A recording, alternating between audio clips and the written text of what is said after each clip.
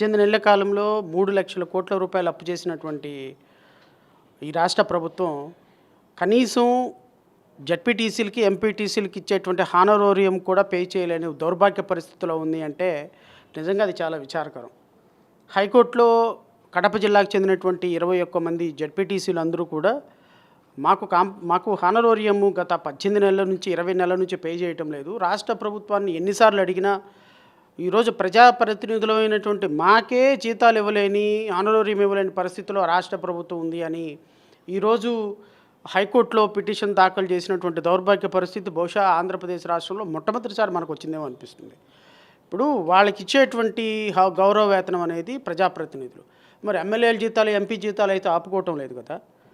మరి వాళ్ళకైతే మాత్రం మంత్లీ ఫస్ట్ తారీఖు రాకముందే వాళ్ళ జీతాలు, వాళ్ళ అలవెన్స్లు, వాళ్ళకి ఇంట్లో కావాల్సినటువంటి ప్రొవిజన్స్తో సహా రాష్ట్ర ప్రభుత్వం వేస్తున్నప్పుడు మరి ఎంపీటీసీలు, జడ్పీటీసీల పట్ల వివక్షత ఎందుకు చూపిస్తున్నారు? అంటే వాళ్ళు గత ప్రభుత్వంలో సెలెక్ట్ అయ్యారు, ప్రతి ప్రభుత్వం ఎలక్ట్ అయ్యారనే.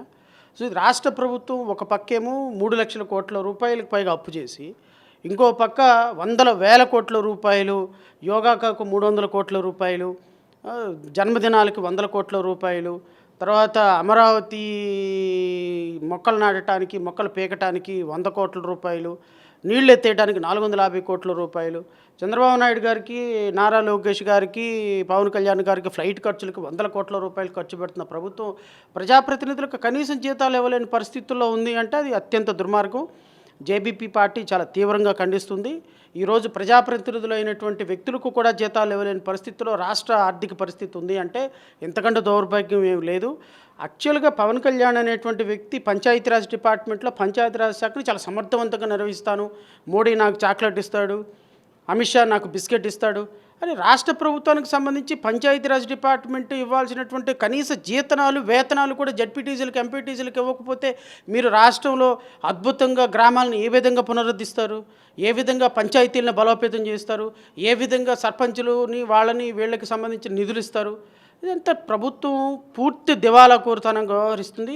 వాళ్ళ వ్యక్తిగతమైనటువంటి పనులకి కోట్ల రూపాయలు వెచ్చిస్తున్నారు తప్ప ప్రజాప్రతినిధులకు సంబంధించినటువంటి ఏ అంశం పట్ల కూడా, సర్పంచుల పట్ల కానీ, గ్రామ పంచాయతీల పట్ల కానీ, జడ్పీటీసీ మెంబర్ల పట్ల కానీ, ఎంపీటీసీ మెంబర్ల పట్ల కానీ కనీస మర్యాద లేకుండా, కనీస బాధ్యత లేకుండా వ్యవహరిస్తున్న పవన్ కళ్యాణ్ అనే శాఖని ఇమ్మీడియట్గా బర్తరఫ్ చేయాలి.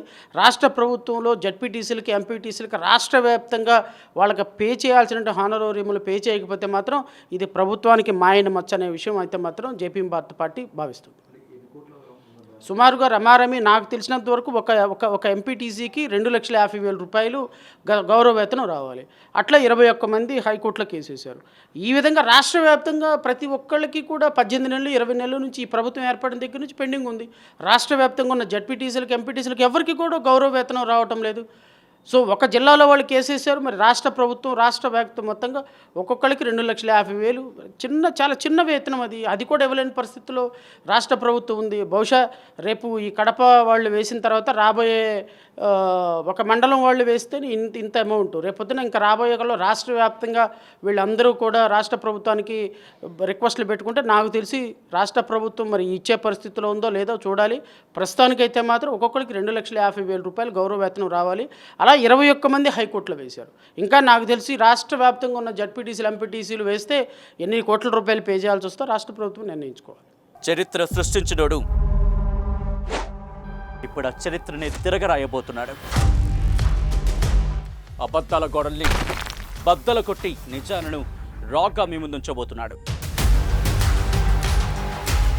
నిజమైన వార్తల కోసం వెంటనే డౌన్లోడ్ చేసుకోండి రా యాప్ని.